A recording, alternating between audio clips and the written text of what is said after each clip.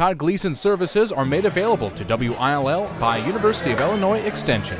Let's continue on at the stage here at the University of Illinois tent. We're glad to welcome a couple of folks to talk about transportation and trade and the global grain markets. With us today is Collin Waters. He's the Director of Exports and Logistics at the Illinois Corn Growers Association. Good morning to you, Collin. Thanks for being with us. Glad to have you on a panel again. A regular with us, as it turns out, somewhat. Yeah. Not an irregular with us, which is good to know, I suppose. I appreciate that. I'm not really sure why. That's good. And also with us today is Mark Wilson. He's the chairman of the U.S. Grains and BioProducts Council, formerly U.S.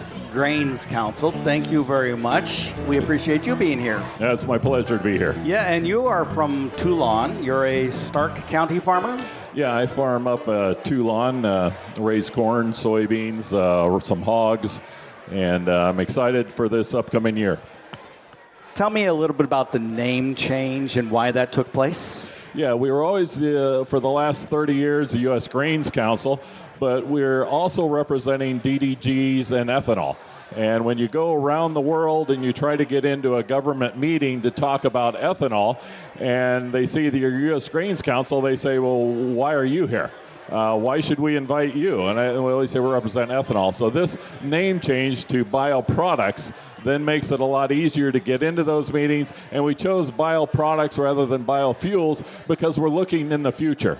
It's not just what we have now, but there are also more products coming down the road made out of corn that we're going to also ship around the world. Later today, we will have the folks from Primient here in Decatur on board to talk about that, and from IFAB as well, working at the University of Illinois with IBRL in the biofuels and bioproducts area. So I think it's a great name change. Collin, let's talk a little bit about transportation at this point, really quickly. We have a lot of crop to move, although it's not clear that logistically we're going to move it at this point, at least part of it, not the part you represent all the time, but the soybean side, that will create some issues. I know you have had to been thinking about this as it's related to corn bases, maybe even soybean bases, what happens this fall and how elevators and the system deals with it, and how big the ground piles might be. Yeah, well, honestly, that's a really good question, right? I'm anticipating a lot of ground piles, to be perfectly honest, especially throughout central Illinois. The crop looks fantastic.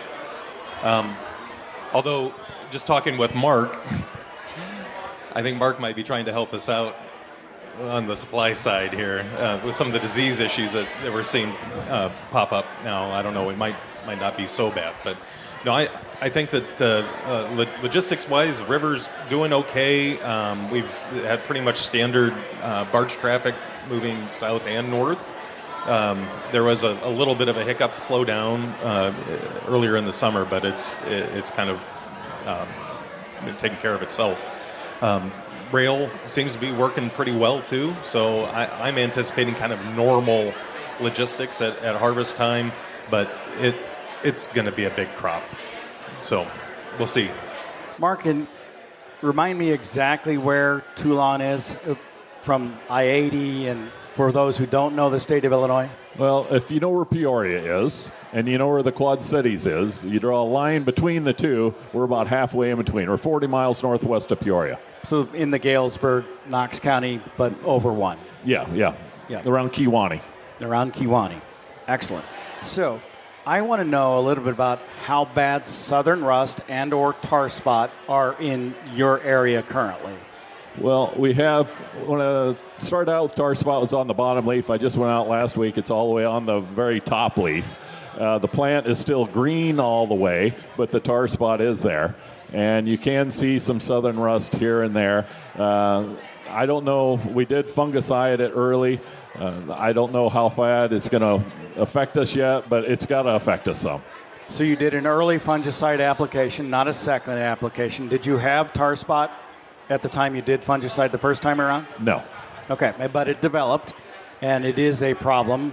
probably enough to take yield off. Yeah, we had it once before, but it came a little later in the season. And on that year, if we didn't spray, I know that year we lost 30, 40 bushel on those crops. So we always spray everything. I know tar spot, if you don't spray and it comes early, it can be 130 to 160 bushel an acre. Yeah, so you sprayed early, still have an issue. Not much in the way of southern rust. I was wondering whether that would be the case or not. I was on my own farm recently, which is near Springfield. I chose not to have it sprayed. Maybe got lucky because I have neither in any real issue at this point. And looking at a extraordinarily good crop across the state of Illinois. Collin, what are you hearing from farmers from top to bottom? And let's start in the southern part of the state, because there it may be diseases somewhat, but it's really about the weather for them. Yeah, the spring and early summer that we experienced in southern Illinois was pretty rough. Right, so there's a lot of guys that had to replant multiple times, and there's I know some guys that took prevent plant. They, don't want to do that, but they had to.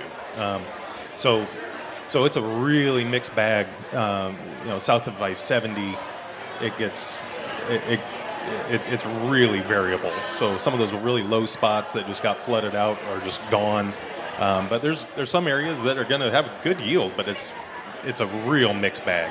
And they turned from incredibly wet through the spring, dry. had to be prevent plant and just bone dry. Yep, exactly. So it's going to be interesting in kind of the southern part of the state. Central looks really good.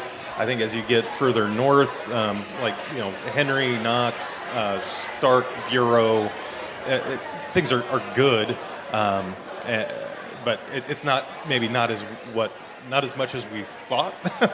It was looking like a real record year, and so that top end's probably come off. So I don't know if it's going to be a replay of 2021 again. I don't know that that's going to be the case, but I think there's going to be some guys that get in the field and realize that, wait a second, this is not what I was anticipating. Everything that I've heard out of northern Illinois is pretty positive. But I have heard that you get up into, further up into Wisconsin, and it's pretty rough. Yeah, it's surprising that northern Illinois, particularly the northwestern part of the state, is sounding better because they were so dry early. They were extraordinarily dry early on. Okay, so let's talk about some of the business that U.S. Grains does. When you are headed overseas, or you have delegations that are in country here, what do you talk to them about to convince them that coming to the United States is the most important decision that they can make for their grain needs, whether it's corn or wheat or other grains? Well, the main thing we do is we have offices around the world, so we're starting to build that relationship all the time. Relationships are what makes trade. And having them come over, having them meet the farmer, and show them that we're not these big corporate farmers, that we are just average farmers who are families, right, and raise our family on the farm, and they can see that we care about what we do, we care about the land, we care about the crop we're growing, and they can see that what we're producing is number one corn. And it's all about, like I said earlier, it's all about relationship and showing them that we can have corn to their spot anytime, any week of the year. Our southern competitors, they only market one major time a year, where we can bring a load of corn any time of the year to wherever they want it. Let's start with some rapid fire. Export market for corn, been very good for this marketing year. Yep. Expectations from USDA, that will be even better for the coming marketing year. That's right. Yeah, that's what USDA says, and I fully anticipate that. If you just look at kind of stocks to use right now, prices are going to be low, right? Farmers aren't excited about that, obviously, but that's going to drive a lot of export business, and we need to get this corn. We need to get all the grain off the market right now. So that's about the, thank goodness the export market exists, and thank goodness it's gone so well, because right now, I mean, if you put all of that corn back on the market, we would be in a really, really tough spot. But U.S. corn has been incredibly competitive against the Brazilian corn, and that's really why we're seeing such big numbers. We haven't seen any major shifts out of that you could attribute to trade policy or anything like that. So really, this is a supply and demand function in my mind. Yeah, not yet, and I'll ask both of you to comment on this, but Mexico is the number one export destination Correct. for U.S. corn. Still working through a deal. Yeah. They have had drought conditions that have limited their corn production there. Should we be concerned in the new crop marketing year? Well, I don't think so. Just purely on the basis of just the economics of it. We are by far we are neighbors. We provide a lot of corn every year to the Mexican feeders, pretty much, right? So, in those feedlots, a lot of them are growing at like a 6-7% compound annual growth rate. So they just keep getting bigger and bigger, and I don't necessarily see I don't see an end in the near term to that. So I think that their demand for feed corn is going to be significant going forward, and I would certainly anticipate that in the coming marketing year. Yeah, I don't see any change to that either. I mean, they bought the most corn of any country ever, more than China bought in their heyday. So that's just going to continue to grow. They have a good relationship with us. They like our corn. It goes right there. It's pretty fast and economical. I'm sure you do, but when you talk about U.S. policy as it's related to exports, how often do you discuss tariffs and the issues that it will create? And what is the bottom line kind of problem? Is it just that the U.S. may or may not become a reliable source? You think that's the word you probably use, and the longer term impact, or are there other things? Well, at the Grains Council, we try to stay away from the trade issues. We want to just make sure that they want to buy our products, and they know where they can go and how they can get them, and we really promote the use of our products and growing demand through chickens and poultry and in all other ways they can raise corn. I heard a story, and I'd like to know if you've heard this one and if there are other stories like it, that in the 1960s, as Japan had not been importing much U.S. corn, that the Grains Council decided that the best way to potentially get that to happen was to create a livestock market there. They looked at it and said, well, the Japanese housewife is picking up one egg a day or 2 or 3 for the week. But if we could get them in the grocery stores just to put eggs in by the dozen, by default, more would be sold and more corn would be needed to be shipped to Japan to grow those layers out. Yeah, and you look in Tunisia and Morocco, we've got schools set up there where we're teaching Africans how to raise chickens. The other school is teaching them how to feed chickens. And we went to Senegal in Africa a year ago, and we actually went to some farmers' farms where they went to these schools, and now they're raising chickens to feed their family, and then they're selling those eggs on the market, and they're really growing. And then we went to a feed mill where he went through this school, and now he was importing DDGs, which they had never done before. And now they're putting DDGs in their feed rations. So all these things, I'm not saying Africa's going to be an overnight market, but that's a growing market. And if we can continue to get them to eat more meat and use our products, that's what we're after. Let's come back to some of the domestic uses.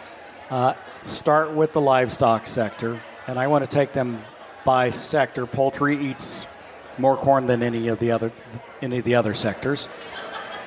There is a problem in both the spring and the fall as it's related to avian influenza. Do you expect that to be a problem this year? And can you see that in the feed usage numbers if you can divine them out? Yeah, so there has been, you can see that in the numbers just a little bit. And yeah, I guess I don't see how we get past it, 100%. So I do think that will be problematic going for the next, at least the next year into the next marketing year. And that's also showed up in the export numbers for poultry. So U.S. poultry's off, and it's been a growing market for the U.S. Over the last probably 10 years, I suppose. And oftentimes those export markets are really the key markets for margin, right? So those packers and processors are able to sell chicken feet, like all the bits of a chicken that we wouldn't necessarily want to be eating here. Well, there's a market elsewhere. Pork production is the second largest user for feed. Yep. Doesn't appear to have problems. It's very steady, quarter after quarter. Yeah, pretty much static. On the export side, we are selling more pork into the world market. Mexico again is just a huge market for also the poultry growers too. So those when you're talking about policy, a lot of that policy stuff can be it can make or break. And and on the poultry side, when there's an outbreak, they have to notice everybody, and then there's pretty much a radius drawn around that farm, and there's no birds can be leaving. And there's certain countries that use their trade policy not necessarily as to protect a sanitary kind of phytosanitary situation. It's more of a trade barrier, but that thankfully we've been able to work through those policy issues with the USDA and our trade partners as well. And finally, beef production, which probably is under pressure from two things. The number of beef cattle continues to drop, and New World screwworm, which had another surprise just this week. Yeah. Yes. So yeah, the herd size is incredibly low right now, and I think anybody who's just gone to the supermarket to buy some hamburger recently understands that there's short supply, and the screwworm issue is really, really concerning, and so I don't know what I really hope that all the efforts that USDA and others are going through to develop the facilities in Texas and so forth. I really hope that works out, but that could be problematic, kind of across the board. I'll come back to you for ethanol domestically in just a moment, but ethanol is one of the places that U.S. corn manages to escape the country.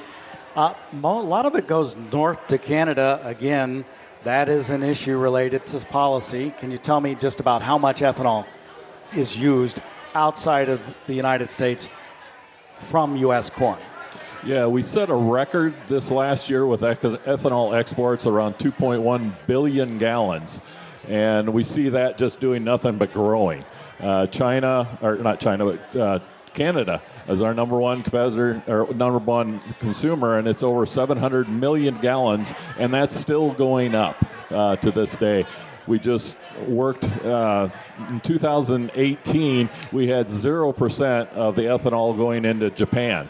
Through efforts with the Illinois Corn Marketing Board and the U.S. Grains and others, we've been able to move that up, and now we have 100%. We are access 100% of that market, and they are switching to E10, and that's a billion-gallon market, and they're going to be at that by 2030. But we're trying to get them to move that up.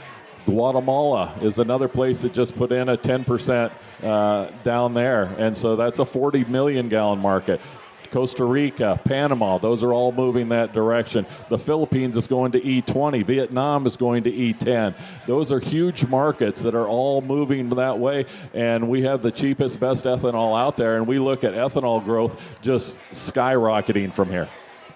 From the Illinois corn growers' perspective, domestic demand, plus the export market, but domestic usage, you expect to meet the USDA figures in the coming marketing year? The way that I look at it is that we peaked in 2019 in terms of domestic ethanol consumption.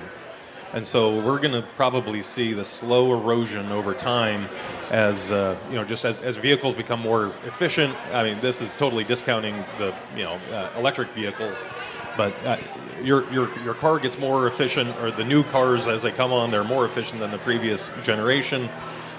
So we really see this, if the status quo really not working out all that well for the corn farmer going forward. So I think that policy-wise, that's one area where policymakers in Washington D.C. and in state capitals can potentially make a huge difference for farmers, and in a fairly short amount of time. That's right now we've got a supply. We have a demand problem, right? We really don't have a supply problem. We've got too much of it, but the demand is static to declining. So that's why we see the export markets being so critical. That's about the only relief valve that we have. And I mean, honestly, coming back to this, if we had all that corn back on the market, we would be in really, really tough shape. Collin? So yeah, I'm hopeful that domestic ethanol still can expand, but I think that it's going to be really, really hard to do that short of really significant change in D.C. I'll get a final word from each of you. I'm going to start with you, Mark, but Collin Waters, who you just heard, is with the Illinois Corn Growers Association. Mark Wilson is with the U.S. Grains and BioProducts Council. Mark, a final word for the program today. One thing about the U.S. Grains and BioProducts, we are working day and night because the light never goes out on our offices. We have offices in 27 countries around the world, and we're always working for the U.S. farmer. We're trying to get the products out there. We're trying to build demand. We're trying to enable the trade and improve lives, which is our mission statement. And Collin Waters, your final word? Yeah, I pretty much the same thing as Mark. The Illinois corn growers, we're focused on farmer profitability. And we know that times are really, really tough. So we're trying to pull every demand lever that we possibly can. And honestly, I would say that looking forward, you look around the tent here, there's so much energy and excitement around production agriculture. We will keep getting better and better at making more and more. This is a long-term issue. We really need to develop deeper, larger markets for our products, and whether that's in domestic markets or foreign markets, that's what's driving us. So pretty much, tagging on to what Mark said, we know that farmers are hurting right now, and we are doing everything that we can to improve that situation. Well, thank you very much for joining me on stage here at the University of Illinois Tent. You, of course, been listening to the Closing Market Report on this Tuesday. You can find us online at willag.org, but more importantly, you can visit us at the Farm Progress Show tomorrow and on Thursday. When you walk in the main gate, turn to the right, and in about a block, you'll see the big orange gable banner that says College of Aces. Come in and see us. You have a great afternoon. I'm Illinois Extension's Todd Gleason.